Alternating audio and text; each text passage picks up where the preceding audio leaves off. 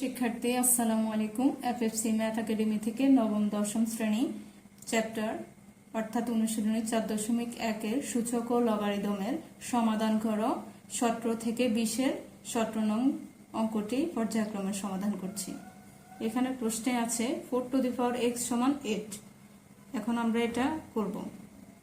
সমাধানের ক্ষেত্রে এখানে অথবা কিছু দেওয়া লাগে না, ডাইরেক্টলি সমাধান করলে হয়। তাহলে আমরা এখন লিখব, এখন বা এখানে লিখব, এখানে দিয়ে প্রশ্নটা লিখব 4 to the power x equal 8।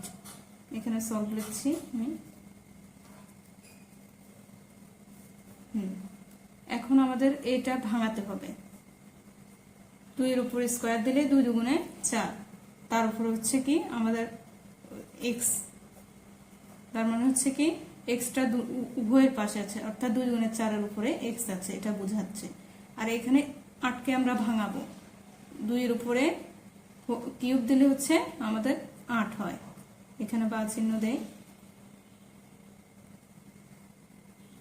এখন এটা হচ্ছে গুণ আকারে আছে, তাহলে আমরা বেস হচ্ছে 2 রাখবো, আর উপরে হচ্ছে 2 আর x এ গুণ করলে 2x হবে। তাহলে আমরা 2x লিখি ইকুয়াল 2 এর উপর কিউব 2 কিউব রাখবো। এখানে হচ্ছে বেস একই। এখন বেস একই হলে আমাদের বেসকে বাদ করে নিতে হবে, অর্থাৎ বিয়োগ করে দিতে হবে।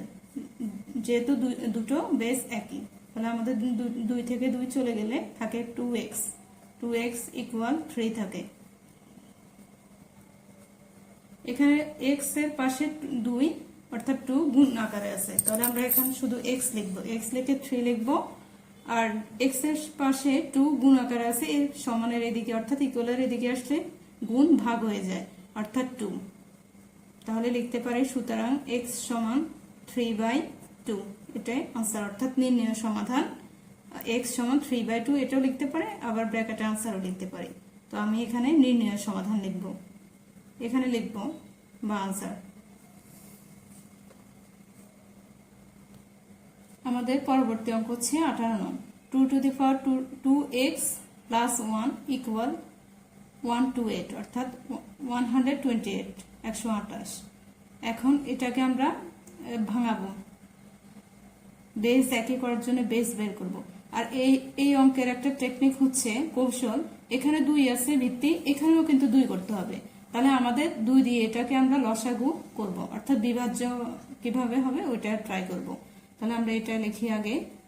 আমার মুখস্থ আছে যে 2 টু দি পাওয়ার 7 হলে হচ্ছে 128 হয়, যেটা আমার জানা আছে 2 টু দি পাওয়ার x, কিন্তু তোমরা হচ্ছে লসাগু করে নিতে পারো।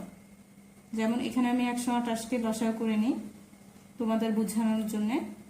2 6 দুগুণে 12, আর এখানে হচ্ছে 4 দুগুণে 8, অর্থাৎ 64 দুগুণে হচ্ছে 128।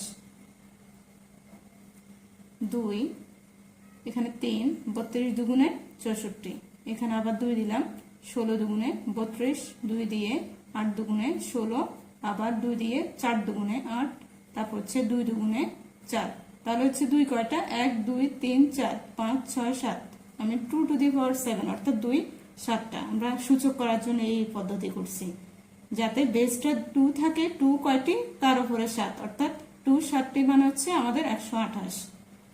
তাহলে বেস একই যেহেতু আমরা বাদ যাবে, তাহলে আর উপরে থাকবে সূচক অর্থাৎ পাওয়ারটা থাকবে 2 to the power 2x plus 1 equal শুধু 7, যেহেতু বেস একই বাদ চলে গেছে। তাহলে এখানে হচ্ছে 1 থাকবে, এখানে 2x যেভাবে সেভাবে থাকবে, সমানের এদিকে প্লাস 1, সমানের পাশে গেলে হচ্ছে -1, অর্থাৎ 7 -1 হবে। তারপর আবার বা চিহ্ন লিখলাম, 2x ইকুয়াল 7 থেকে 1 মাইনাস হলে হচ্ছে 6 হয়, 6 লিখলাম, বা x ইকুয়াল 6/2, অর্থাৎ x 2 গুণ আকারে আছে, সমানের এদিকে ভাগ হয়ে যাবে। সমানের এদিকে যোগ থাকলে ওইদিকে বিয়োগ হবে, আর এদিকে বিয়োগ থাকলে ওইদিকে গেলে যোগ হবে। আবার যখন সমানের এদিকে গুণ থাকবে ওইদিকে গেলে ভাগ হবে, আবার সমানের এদিকে ভাগ যদি থাকে ওই পাশে গেলে গুণ হবে। তো আমরা এখানে কাটতেছি 3 দুগুণে 6, অর্থাৎ 3। সুতরাং x সমান হচ্ছে আমাদের 3, এটা आंसर। লিখতে পারো যে নির্ণয় সমাধানও লিখতে পারো যে নির্ণয় সমাধান x সমান 3। ভিডিওটি ভালো লাগলে লাইক কমেন্ট এবং শেয়ার করুন।